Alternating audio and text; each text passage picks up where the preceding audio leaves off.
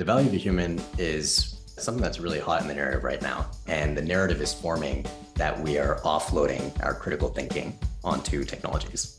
And so what does our value become? We've already gone through an industrial revolution. What does our value become once our thinking is outsourced? But I find that this narrative is a little bit flawed. The value of AI is in scaling our intelligence. And thus, the value of humans becomes what is that intelligence and the impact that it can have at scale. As we move more and more into abstracting away the low effort jobs, it becomes essential that skilled human workers are able to grow and develop at a fast pace.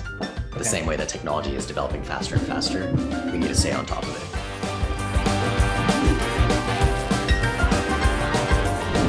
All right, we are here with Vivek Mehta. Vivek, welcome. Thanks, Drew. Hey, so to kick us off, can you just take a minute to introduce yourself and what you all do at Weave? Sure. Yeah, my name is Vivek Mehta. I'm the co-founder and CEO at Weave. Weave is a people transformation platform that helps hospital systems retain nurses, doctors, and clinical staff, a problem which I'm sure everyone knows has gone from bad to existential during the pandemic.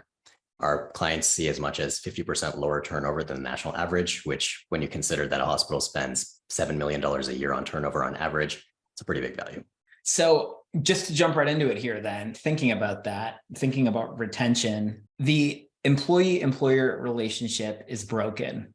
How do you respond to that comment and what do you attribute to your beliefs? This was honestly the motivation for why we started Weave, the broken nature of the employee relationship. In my previous life, I was a technology consultant, and my job was to go from client to client, working on large-scale projects like the Affordable Care Act. And in that experience, I saw this growing disconnect between employees and leaders. And this disconnect was leading to burnout, project failure, and ultimately turnover. It's from a combination of changing technologies, faster paces of work, changes in culture and loyalty, and ultimately all of that adding up into this shift in leverage. And so it really begs the question, how do we build strong employee-leader relationships at scale? So many questions that stem from that, right? Like whether that's there's a lot of paradox in this world, as you probably know. For our audience, could you do us a favor and just kind of tell us what employee engagement is, what it means, why it's important? So employee engagement is a pretty broad term that most of us have heard before, but the way that we think about it at Weave is the sum total of the employee experience. So how is an employee interacting within the cultural fabric of an organization? How do they work with their peers? What is the performance management system that they're sitting inside of?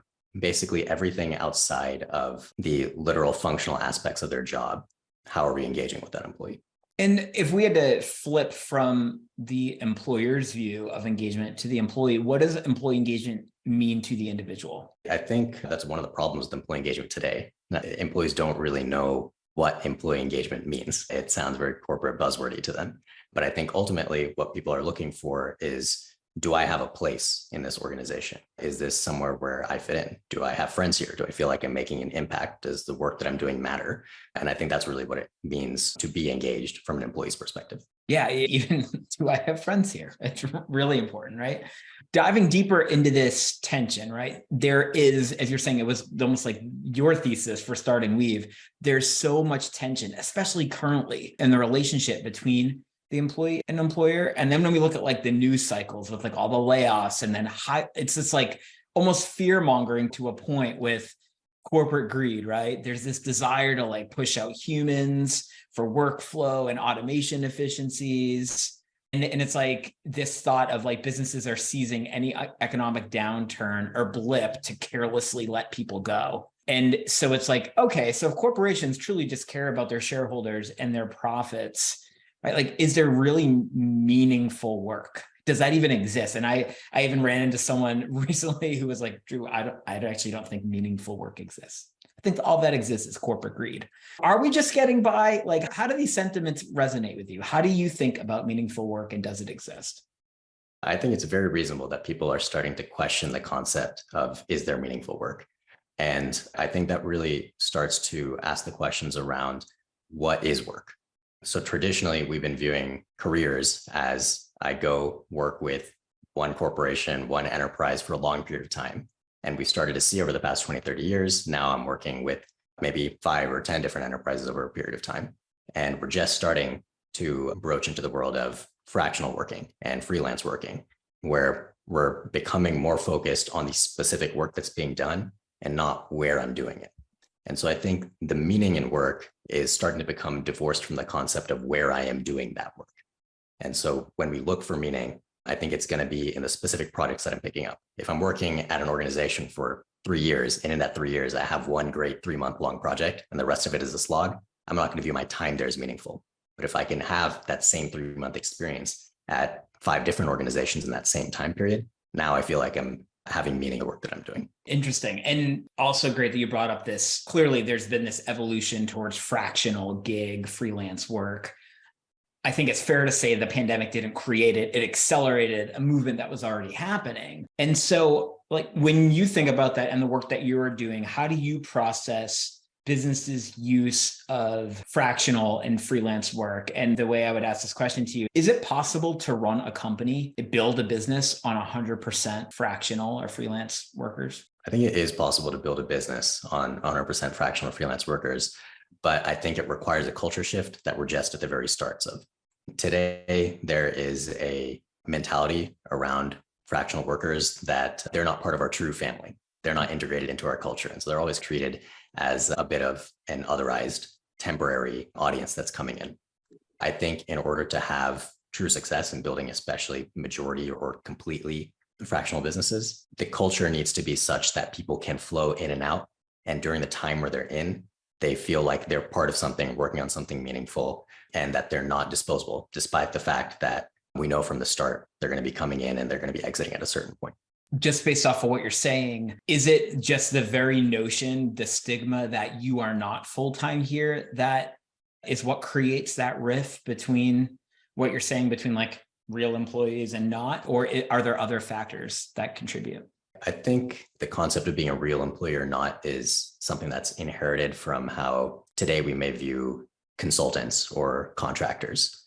I've been here for 10, 15 years. We have a way we do things, and then someone else is coming from the outside and say they know how to do something better. But I believe that as we start shifting to more and more people becoming project and work-based rather than tied to an enterprise longer term, we will start to see the way we conceptualize value change. And that's part of the leverage that we're talking about, where the leverage of not just work that's being done, but the leverage of how culture is defined moves from the top-down employer perspective into the employee perspective, where they're bringing a culture with them and feeding that into whatever organization they're currently doing work for.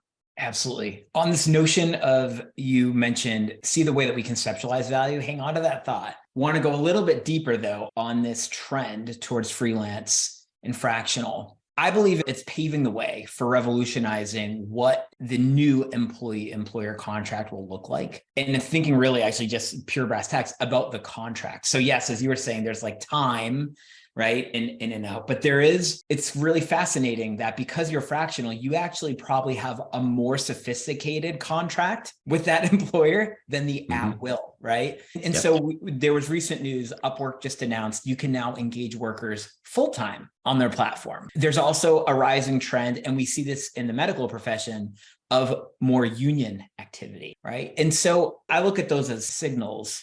What do you think this says about the future of at-will employment? That's a very interesting question. So the future of at-will employment, I think, is in, as you say, a heavy flux. And I think it starts to ask questions around who becomes the new advocate for the employee.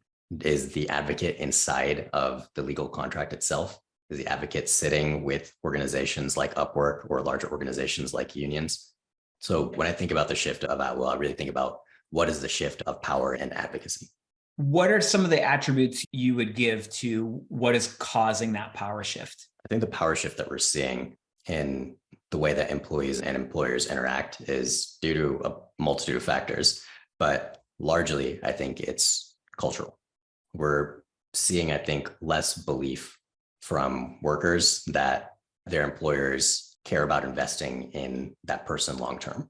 And so they're looking for other ways in which to find long-term investment in themselves. That, I think, comes from either self-investment or whether it's coming from the union, whether it's coming from freelancing platforms. It's almost like the concept of like finding the home. Where's my new home? Yeah, I love that concept you just said about how do I find you are your biggest long-term investment and return on investment asset for sure. Shifting a little bit, how do you think about in your work the relationship between employee engagement and performance measurement inside an org? So employee engagement and performance management are concepts that we've been treating with the same top-down, very KPI focused lens for some time. So before I get there, let's talk about why hospitals, why organizations as a whole struggle to retain employees. And the reason why it's incredibly difficult to solve turnover is because organizations simply don't have the time, know-how, or resources to identify who's unhappy, who's at risk of quitting, why are they about to leave, and what immediate solutions can we roll out to flip that individual from at risk to happy and high performing. It's because of the point that you made earlier, where we're almost processizing the human experience, that we're extrapolating a holistic employee engagement into the numbers that we can make calculated decisions off of. What really needs to happen in the organizations that succeed the most at having really competent performance management processes and using that to drive longer retention is understanding the specific needs at the individual employee level. The question basically becomes, how long does it take from the point in time where a staff member, an employee has a need, to identifying it, rolling out a solution to it, actually solving their problem? And in a typical organization, that pipeline is about 1.5 to 2 years to understand and respond to an employee's need. Wow. That's way too slow. And that time, an at-risk individual has long since walked out the door. And so what we really need to do is talk individually with every single employee, understand the specific issues they're dealing with, direct them to the right resources, understand their performance in a holistic sense. And this is the approach that we've seen be extremely successful at some of our clients. But traditionally, it takes thousands of hours of work, hundreds of thousands of hours of work in a large organization to maintain. I've only seen the most rare companies really manage it. And that's where I think AI starts to come in. The concept of scaling those conversations to understand an individual employee's unique experience, both from a personal competency development standpoint and from a performance management standpoint, getting down to the unique interaction with them. And so to go a little bit into kind of where I see AI playing in and what we do a lot at Weave, we take those one-on-one conversations that traditionally have to happen in person between a skilled leader and employee and turn that into something that's 100% automated. Essentially, imagine if your CEO could have a one-on-one conversation with every single employee every week to understand their evolving needs, to help them drive their learning, comprehension, retention, to create accountability, behavior change, ownership. And that's really the power of AI and where I see performance management moving into, from a interval, one time, every 6 months to a year process, into ongoing advocacy, understanding how an employee is developing over time. Yeah. And you brought up this notion of like the holistic sense of performance. So if we think about performance management, and then we think specifically about how do we measure performance, in my view, that this space is just woefully unsophisticated, right? So each business is different. When I'm an employee, I think I know, and I work in a profession and a trade, I think I know what good performance looks like. But then the moment I go to another company, I'm like, oh, there's a totally different definition for it here. And as we were just talking about, for all these reasons, whether it's fractional work or I want to take my own career into my own hands, and I'm gonna work at 7 companies in my career, it's almost like there's this imperative or mandate for businesses to like align or get it straight around like standardization. Because if they don't standardize to something, the market probably will, and then they'll be lost. So tell me a little bit more about this holistic sense of performance management, and like, what do you think the future of performance measurement looks like? That's a great question. So we're in the middle of a massive change in how we view performance management, how that's getting standardized across the industry. So today, we typically tend to view performance management measures as top-down KPIs we measure on an interval basis. And that performance management data belongs to the employer. And when I leave that organization, I leave behind my performance management data. In a world with employees gaining more leverage, with more fractional and freelance workers, I believe performance management is going to shift into more holistic employee profiles. So extrapolating from the example I gave earlier, where AI can act as an always available advocate for an employee through ongoing interaction with an employee over their career, we're understanding not just KPI-based performance, but their competencies, their soft skills, how they've improved over time. And I believe that employees will own their own ongoing profiles. These profiles will be continually updated rather than being left behind at each new organization and starting from zero. It's going to be something that follows an employee through their career path, which I think is not only going to impact performance management, but I think it's also going to impact hiring and how we find the people that we want to work with. Love that thought about a profile that you own that follows you. When we think about technology, there's AI, there's other tech like Web3. What technologies do you think are empower that thought that will actually allow it to come to life? This is going to be a really interesting question. Who is going to manage and own employee data as we start to move out of like these company silos? I think right now it's an open question. It could be that there is a third-party player that comes and operates as the employee profile management system. But I think ultimately that would be the wrong road to go down. I think this is where concepts like decentralization from Web3 really come into play, where we want employees to be able to have profiles without bias that follow them through their careers. So something that's not sitting inside of the silo of one specific organization, and decentralizing that value among employees, I think, is a technical reflection of the shift in leverage from employers to employees. All right, so let's shift our conversation out of performance measurement and now let's talk about value. Let's go back to that value concept that you brought up earlier. Very broad, but provocative question. What is the value of a human in the work context? How would you go about helping somebody define it? The value of a human is something that's really hot in the narrative right now. There's been a huge rise in conversation around AI with the advent of tools like ChatGPT, and the narrative is forming that we are offloading our critical thinking onto technologies. And so what does our value become? We've already gone through an industrial revolution and a lot of hands-on work has been outsourced onto tools. What does our value become once our thinking is outsourced? But I find that this narrative is a little bit flawed. When we look at, let's say, a large language model like GPT, the value prop being that we offload our critical thinking and tapping into the sum total of human knowledge, that comes with the good and the bad. And anyone that's used one of these tools is familiar with concepts like AI hallucination. It's got no problem lying to you, making things up. I know AI like this does have a very important purpose, but my fundamental belief is that the value of technology is not in offloading our intelligence. The value of AI is in scaling our intelligence. And thus, the value of humans becomes what is that intelligence and the impact that it can have at scale. And so I'll tell you a quick story about one of our clients. So one of our clients is a 6-facility hospital system with 10,000 nurses, doctors, clinical providers. And my main champion there is their head of employee retention. Let's call her Jane.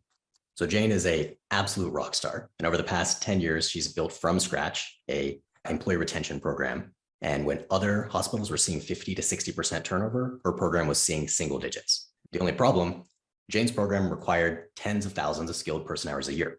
It requires talking individually with every at-risk employee in a 10,000 employee organization, understanding the specific issues that they're dealing with, directing them to the right resources, nudging leaders to be responsive to those needs. It's a gargantuan effort. And simply put, if another hospital wanted to see the same single-digit turnover, they simply cannot without a clone of Jane. But what if I could scale Jane? What if we could have those tens of thousands of ongoing conversations with employees, asking the same questions, recommending the same solutions, providing the same helpful nudges for leaders that Jane would have done without having to spend her valuable time? And that's what I believe the power of technology can be, what AI can be, giving Jane her life back, being able to replicate the results that she had at her hospital, at any hospital in the country. Now we can all benefit from her specific intelligence. Now every single employee at these organizations has a always available resource, democratizing access to that intelligence. And so I think we'll start to see value really shift into specific expertise rather than going into this direction of aggregate cumulative knowledge. We're going to have standout intelligence that we want everyone to be able to have access to. Can you give me an example of what maybe that standard intelligence or specialized intelligence would be? Yeah. So the example from this story is how to talk to nurses to make them want to stay and feel valued at a hospital long-term. That's not a skill that many people have. We've seen it fail time and time again at hospitals across the country, but we happen to have found a person that does have that skill. And now everyone can have access to that knowledge. Similarly, there's people that have built up intelligence processes over their entire career, but that knowledge is today sitting inside their head. It might be sitting inside some blog posts or maybe some white papers that they've written. And now we can take that intelligence and scale it into something that's more accessible. That intelligence that you're talking about, that specific example, right? How do I speak to nurses in a way that gets nurses to want to stay, also is talked about as soft skills, right? Versus hard skills. So one of our theses here on the lever is that machines are freeing us up, right? Us humans to do more meaningful work. If machines continue to take on the more transactional and objective components of work, which arguably I think is in this scenario as well, is like you're focusing on these other skill, like to talk to nurses, machines aren't going to be able to do that, right? So if machines continue to take on the more transactional objective components of work, thinking on the path of Jane, like, is that, let's go down that path a little bit more. Like, what is our impact as humans? How can technology scale that? Like, what are humans left to do? Is it just the soft stuff, or how do you think about that? Yeah, that's a deep question of what's going to be left once we automate ourselves away. And my optimistic answer towards it is we free up ourselves to have more strategic and creative thinking. Technology is not at the point today, nor do I think it will be for quite some time, where true creative thought can be replicated. We can use it for inspiration that may speed up how quickly we're able to come up with solutions to new ideas or create something new. But ultimately, I think we're going to shift from spending our time thinking about how things should be done into doing them. That just provoked a thought for me. So we have just been through a few decades of, especially with internet coming on board, ideas are a dime a dozen. Execution is all that matters. Is the pendulum swinging a little bit if we're left to creative, knowledge-based work? Will ideas become like back in vogue? I think ideas are coming back in vogue. I think the way that we generate ideas is interesting now. I see examples of people on a daily basis where they'll come up with something, but it's not a refined concept yet. And they'll bounce it back and forth with a tool like ChatGPT and then come to a finalized, fully baked idea that is much more executable as a result of that human machine back and forth that's happened, versus ideas that can just be spit out and generated and not acted upon because they haven't gotten developed to the point where it's actionable. Fascinating. So there's a shift then from the tactical to the strategic. I believe so. You're looking at all this employee engagement data. You're thinking about performance. Even though Weave currently is focused on the medical community, I know you have a big brain. You're thinking about holistically. Let's talk about the next generation of workers. What kinds of skills and competencies do you think are going to be coveted over the next couple of decades? I think there's a whole new set of skills and competencies that are going to become important. An obvious one is we're developing tons and tons of tools that offload our thinking, but we need a way to manage those tools in the way that's going to become most effective. And so I'm starting to see jobs come up now around AI prompt writers, people that know how to direct these tools in the right way. But I think more than the specific skills from like a technology standpoint, I think the big shift is going to be in the skill pipelines that are built. And by that, what I mean is today, when a company needs to hire someone of a particular skill set, they're going to send out postings and look for people that have a hard skill on their resume. They're going to reach out to their networks. They may go into their school pipelines and find people that are already in those majors. But I believe the direction that we're shifting to is having much more foresight on the kind of competency we're going to need.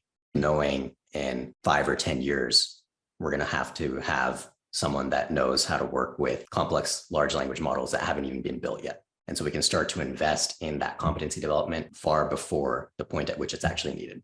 And as we have that shift of leverage from the employer to the employee, employers are forced to think in terms of their shareholders, in terms of short-term profits.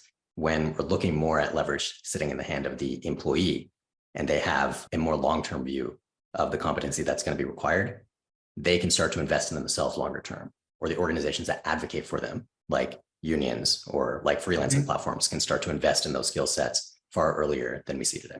I was reading a report by the World Economic Forum a couple of weeks ago, and it was saying they anticipate about 80 million jobs will be displaced by AI. In that same report, they anticipate over 90 million jobs will be created. I'm sure it'll even grow, right, as we become more like amazed at what we can scale with ourselves with it. In your view, what sectors or specific jobs, based off of your perspective, are most at risk from true displacement versus those that are going to be augmented or complemented by the trend in AI? I believe that the displacement that we're going to see from the growing trend of AI is primarily going to be the low effort thinking that gets replaced. I'm thinking of things like mass producing content farms that are churning out low quality blog posts for SEO content, for example. Those are the kinds of things that I think are ripe for disruption, because the content itself, the quality of the work that's being produced, is not something that I would consider high tier human work. It's something that can become automated away. And so I believe that anything that's truly high levels of strategic and creative thinking, we're just going to double down and invest in further. And I don't think it's a bad displacement that we're going to lose, in my opinion, the low effort work.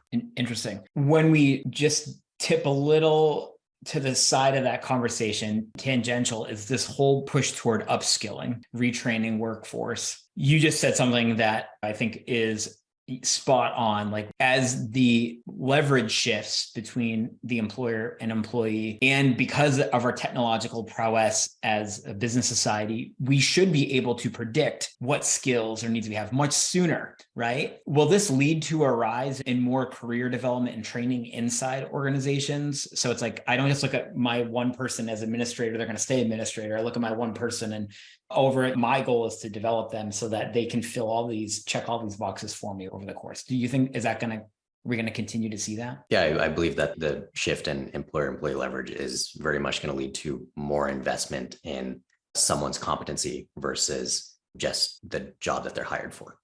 I believe that we can't afford not to think that way. As we move more and more into abstracting away the low effort jobs, it becomes essential that skilled human workers are able to grow and develop at a fast pace. The same way that technology is developing faster and faster, we need to stay on top of it. And that requires a much faster pace of learning. And when you hire someone today, the job they may be doing in a year or 2 years might be completely different. So you have to trust that person is capable of having that development, not just that they're able to do the job that they're hired for right now. So I imagine that also, we were talked about value before, right? Really from the context of an employer and how they value it, a human worker.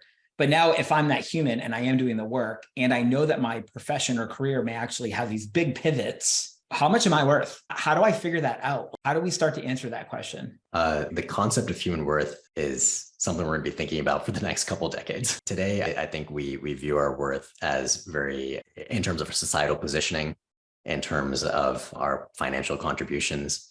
It tends to be things that we're going to lose more and more control over as the way that we work shifts.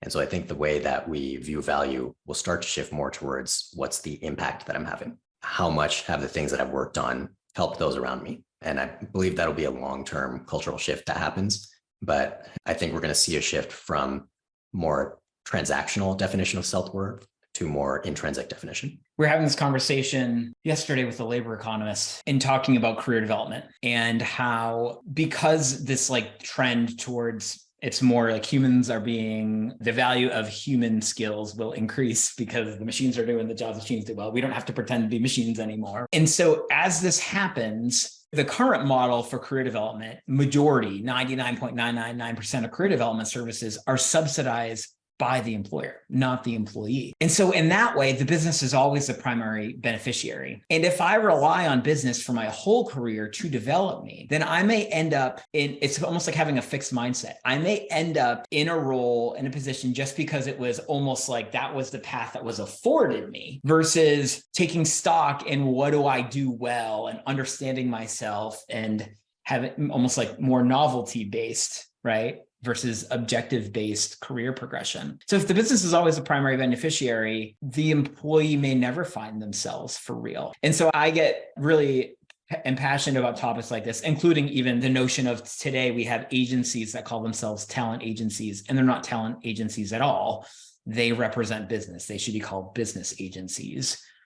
Do you think we'll start to see a shift to more direct-to-employee services as we see this empowerment happen, whether it's through fractional work or just like, I want to work for a company that has values that align with mine? Do you think we'll see a shift? I think this is a fascinating topic, that today the power of development is held in the hands of companies. And I think we're at the start of seeing that shift into the hands of the employee, or at the very least, the employee begins to have more options. So we've been talking a lot about this concept of a long-term advocate for an employee. In this case, let's say a AI assistant that lives with an employee throughout their ongoing career, that is building the profile of what has an employee done, what are the competencies that they're working on, where are they looking to improve. And we bring in some of those Web3 concepts. If this is something that is living decentralized, it's not in the hands of someone that has a profit incentive off of that development. We're now creating the space for development that's driven by what the employee is looking for. That's assisted by the advocate. That's almost the middleware for the employee experience that is able to be extremely targeted to the employee's personal development outside of the context of one specific organization's needs. I think it's a long time coming to see that shift happen, but we're just starting to see the space actually open for that to be the case. Sitting where you're at, like on this precipice of employee engagement tech, performance measurement, this concept of AI and AI being your advocate is mind blowing. AI has been around for a couple decades. We've been talking about it. Now it's just here. When you look at the future and you think about this world, like, are you thinking in terms of decades, quarter centuries? Like, how can we help our audience start to think about this shift? Is it going to just rapidly proliferate, or is it like, okay, you got to hang on 10, 20 years? I think we're about 30, 40 years out from true large scale cultural shift. I think the point where we're at right now is the doors are being opened and we have the opportunity to walk in them and then start creating the space. And so it's extremely critical that we start doing that now before those spaces get co-opted. And by that, what I mean is going with the career development example that you gave. There is no reason that development has to be owned by the company, but the way that talent development is built out has become that way. Those are the systems that have become entrenched. And so we're at this stage now of building the new foundations. And if we build those foundations right, then yes, I think in a couple of decades' time, we will see a major culture shift, not just in the way we work, but in the way that we think about work. I hope and believe just like you do. Amazing thoughts here. As we wrap up, tell us what trends you're most excited about. The trend that I'm most excited about is the concept of AI scaling our intelligence and becoming our advocate. I see this huge narrative that's being pushed right now of AI as a way to offload our thinking. I think the way that we need to be thinking about these solutions is more of how can we create resources and support for ourselves that are going to be outside of the context of biased powers. And that's really the shift where the doors just started to open and it's up to us to walk through. If you have time, I have one more question for you.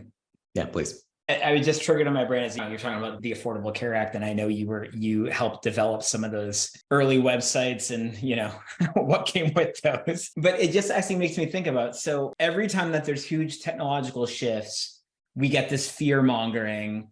It's going to replace jobs. It's going to shift it, and there's like this inherent responsibility we have as humans, like, okay, how are we going to upskill? How are we going to train these people? Do you think that it's the job of the corporations to upskill and train people that would otherwise be displaced? Or is it like a society governmental responsibility to make sure that happens? I believe it's society's role, the government's role to upskill people, especially as we start thinking about the concept of we can now afford to be much more forward-looking in terms of what the needs are going to be. That kind of responsibility is not something that corporations deal with. And so it has to come, I believe, from two directions. One, from more societally societally available programs to drive development and give development opportunities that we know are going to line up with needs that are occurring in the future. But then I also think part of this is an intrinsic internal shift where we have to start thinking about our own development from that standpoint. So it's a two-way street where I think from society's standpoint, the development opportunities need to be made more available and more democratized. And then from our standpoint, we need to stop thinking about development purely through the aspect of, I need to get trained up for this specific role I'm going to play with this company, and more from the standpoint of, what do I want to develop in myself? Yeah, it almost brings about like will be this continuing learning that has to happen. Vivek, absolute pleasure. Is there anything else you wanted us to cover today to the Lever audience? I wanted to just briefly touch on the topic of time to value and how we view human interaction and technology interaction and the concept of, let's say, bringing a new employee up to speed. An area that we've started to enter recently is with health provider call centers. So these are people that are explaining insurance benefits to their members. And anybody that's dealt with health insurance knows how unbelievably convoluted and complex these things tend to be and how difficult it is for paying members to actually get the care that they need. And part of the difficulty for that is this built-in complexity of the system means that it takes 6 months to a year for a new call center agent to be able to fully explain to a member what services they should be receiving. Now, we could just slap on an AI chatbot and say, why are you calling into a call center agent? Instead, just talk to this bot and it's going to pull out the resources you need from a knowledge base. And that would solve a subset of problems and be a very quick solution. We wouldn't need 6 months to a year to ramp someone up. But most problems that we truly need a human for are much more complex. And that's where competency development comes in. And so where I believe technology can really boost speed to value is in both taking over the low-hanging fruit so that in this call center example, I'm able to answer a member's questions in real time on day one. But at the same time, develop that individual, their training and competency development over a period of 3 to 6 months so that they themselves are becoming more capable. So it's the concept of give someone a fish today while at the same time teaching them how to fish. Yeah, fascinating. Vivek, thank you so much. We appreciate your time and contribution. Awesome. Thank you, Drew.